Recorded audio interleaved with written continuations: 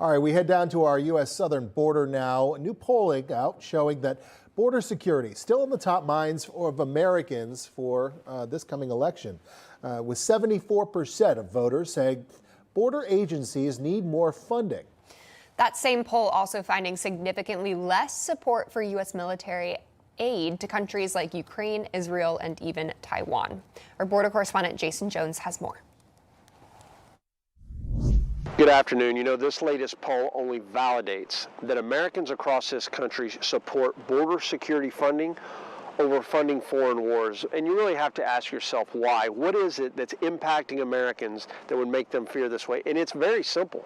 When you're down on that border, you feel the impact of transnational crime. When you go to the north, you see it in a different scope through overdose deaths of deadly drugs like fentanyl pouring into this country because of the open border policies.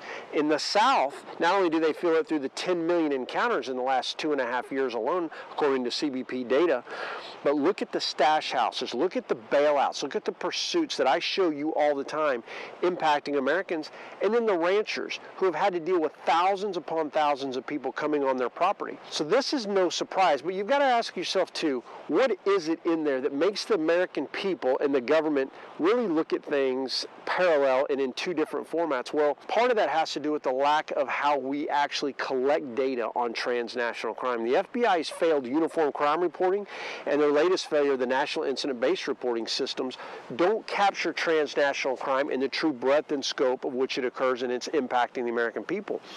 NIBRS is much better, but here's the problem with it. You've only got between 60 and 70% of the agencies, of the 18,000 law enforcement agencies, showing the American people that impact. So that's one of the real big misunderstandings of why the border is so impactful upon the American people. And the last thing I'll just say here is that if, as a nation, we can't get the little things right in being able to collect the data, we're never going to be able to get the big things right into fixing these problems and going after those who are responsible for bringing so much damage to the American people.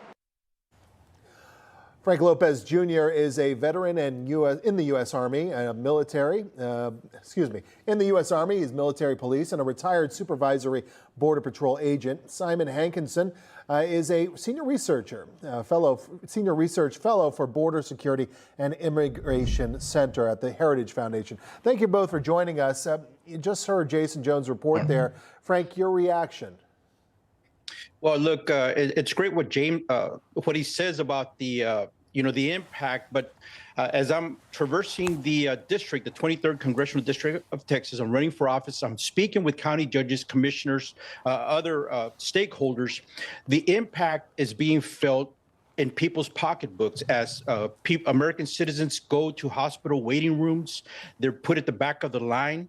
There are actually counties out here who are concerned about meeting the payroll because anytime an illegal alien in distress calls 911, local law enforcement, whether it's a police department or sheriff's office, plus EMS have to respond. And that takes a toll on funding. It is breaking our back. So yes, there are the bigger macro issues involved here, but down here, American citizens are feeling the pain day to day, and it causes a concern about the way our tax dollars are being used. So of course, it is common sense that people would say, stop spending money, sending it across the world. We need to focus on the impact here in America, secure our borders. Simon, let's bring it to New York City right now. The Thanksgiving Day Parade is happening. We know that officials are ramping up security for it, especially at a time where terrorist threats are, people are on high alert for terrorist threats. Now, officials at this time say there are no specific threats to this annual event that typically is the start of the Christmas shopping season. But the FBI and the Department of Homeland Security say that the Israel-Hamas war has created just a heightened awareness about it, especially since New York would be an attractive target for terrorists. What are your thoughts on that, especially reports that Al-Qaeda and other terrorist organizations are viewing New York as a target right now? And do you agree that this is something that we should be that our borders are something that are contributing to this security threat? Absolutely. The open borders contribute to that security threat. We already know that about 10, 15 people on the terrorist watch list make it through the border and get caught every month under Biden. In the past, it was just like a couple every year.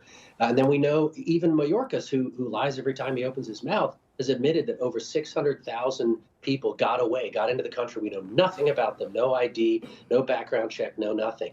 So it's never been easier to get into this country in the history of the United States. And if you were a terrorist or a criminal or someone fleeing justice in your home country, like that Brazilian guy that they caught in Martha's Vineyard, how would you get in? Would you surrender at the border, or would you just sneak around? So yeah, this has never been.